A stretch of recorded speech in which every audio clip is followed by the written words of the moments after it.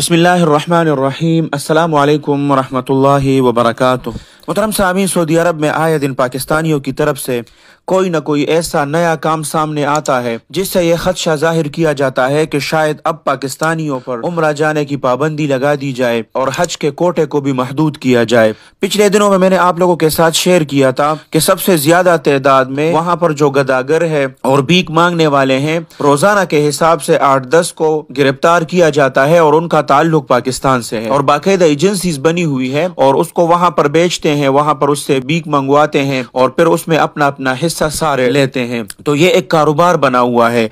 अब एक और शर्मनाक खबर जो आ रही है सऊदी अरब से, वो भी पाकिस्तानियों के बारे में है। हम पाकिस्तानी पूरी दुनिया में अपने पाकिस्तान और अपने ऐसे मुल्क को जो अल्लाह सुब्हानहू व तआला ने हमें तोहफे में दिया है, उनको बदनाम कर रहे हैं और इसके ज़िमन में पूरे पाकिस्तानियों को बदनाम कर रहे हैं। जो सऊदी जिस पाकिस्तानी को देखेगा वही गुमान उस पर करेगा कि जो ये काम पाकिस्तानी करते हैं। अब जो नई खबर सामने आई है, तो उम्रे पर जो सऊदी अरब पहुंचने वाले पाकिस्तानी थे, उनमें से ज़ायरीन के हाथों से चर्स की बनी हुई तकरीबन 50 तस्बीह पकड़ी गई है। उसके जो मन के थे वो चर्स से बने थे या उसके अंदर चर्स डलवा कर तस्बीह हाथ में लिए वो उम्रे के लिए वहां पर पहुंचे थे।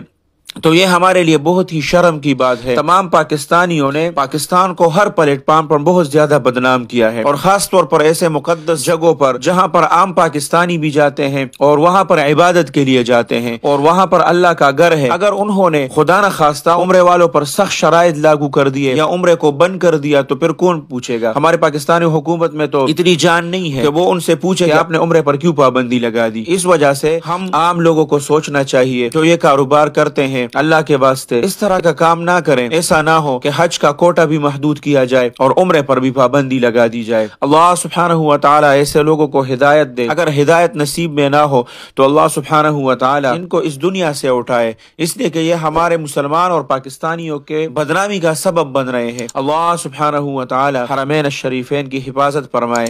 अल्लाह सुब्हानहू व तआला आप सबको अपने हिफ्ज़ और अमान में रखे, अपने खुसूसी दुआओं में याद रखे। अस्सलामु अलैकुम व रहमतुल्लाहि व बरकातुह। जाअल हक़ व ज़हक़ल बातिल इन्नल बातिल